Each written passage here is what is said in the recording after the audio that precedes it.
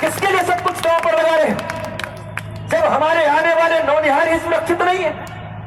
और किसी एक व्यक्ति को समझाया जाए जिसके सामने कोई उदाहरण न हो तो समझ आता है। जिस भारत देश में इतने उदाहरण भरे पड़े हैं, इतने उदाहरण भरे पड़े हैं कि एक बार भी आंख और कान खोल लो तो सब नजर आ जाएगा कि क्या हो रहा है, क्या होना चाहिए। मैं अपनी वाणी को बहुत विस्तारित नहीं करना चाहता।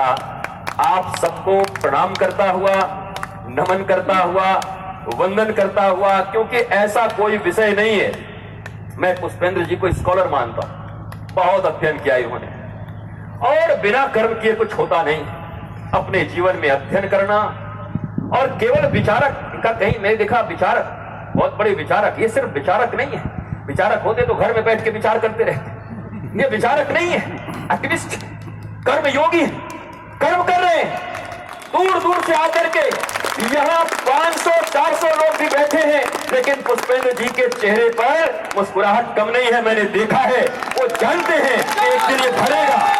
मैं इस यज्ञ में लगा रहूंगा तो एक दिन लोग भरेंगे। मैं जानता हूं, उनके मन को जानता हूं, उनके हृदय को जानता हूं। अगर आप संत कहते हो और साधना होती है, और भारतवर्ष में संत, गुरु, महंत, साधकों की अगर कोई वैल्यू है, अगर कोई उनका पूछ है, तो इसीलिए है कि उन्होंने आध्यात्मिक शक्तियां कुछ तो कुछ अर्जित की हुई हैं। आध्यात्मिक शक्ति का सीधा सीधा अर्थ है अध्ययन धन आत्मा। जिसने अपनी आत्मा का भी अध्ययन कर लिया हो या करने का प्रयत्न कर रहा हो, वही आध्यात्मिक है। और आध्यात्म का मैं कोई दूसरा अर्थ नहीं जानता। हम आध्यात्मिक नहीं है जिसके कारण हमारी ये स्थिति हो रही है। क्यों? हम केवल शरीर के लिए सोच रहे हैं, हम दो हमारे दो। लेकिन भैया, हम दो हमारे दो भी कश्मीर की तरह सुरक्षित रहेंगे तब तो। आपका यह सोच भी ठीक नहीं है। आपके बेटे आपसे पूछ सकते हैं कि कश्मीर वाले भी तो ऐसे किए थे, मम्मी डैडी बड़े बड़े सब बंगले बनाए थे, वहां से क्यों भागना पड़ा? आप क्या जवाब दोगे? लेकिन कहां फुर्सत है। उनको ऐसे संस्कार हमने दे दिए हैं, बचपन से ही कॉन्वेंट में डाल दिया है। उनको नैतिक शिक्षाएं पढ़ाई जा रही हैं, नीति की शिक्षाएं। उन्हें पता ही नहीं। उनको कृष्ण का भी चेहरा बनाने के लिए बना दो तो जीसस का चेहरा बना देंगे वो।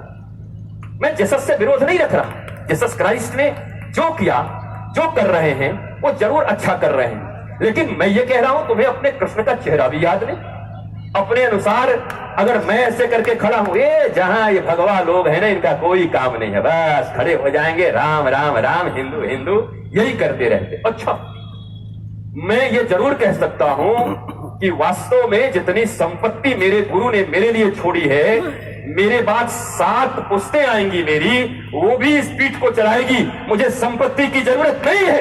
उसके बाद भी आधे टांग का अगर ये कपड़ा पहन के आपके सामने मैं खड़ा हूं तो इसीलिए खड़ा हूं, मां भारती मेरी है और मां भारती के प्रत्येक बेटे मेरे भाई हैं, बहन है, बेटी है।